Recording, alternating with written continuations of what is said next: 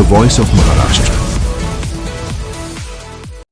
काल न्यूज मराठीने सार्वजनिक बांधकाम विभागाची कशा पद्धतीने आखलेचे तारे तोडल्याचे वृत्त प्रदर्शित केले होते आणि आज याच वृत्ताची तातडीने दखल घेत सार्वजनिक बांधकाम विभाग झोपेतून जाग झाल्याचं पाहायला मिळत आहे.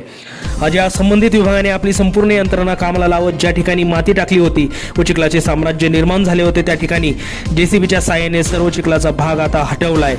तो संपूर्ण भाग आता मोकळा केल्याचं पाहायला मिळत आहे. त्यामुळे या ठिकाणाहून प्रवास करत असताना तात्पुरत्या स्वरूपाचे का होईना पण थोडाफार दिलासा हा वाहनधारकांना मिळणार आहे यात काही शंका नाही.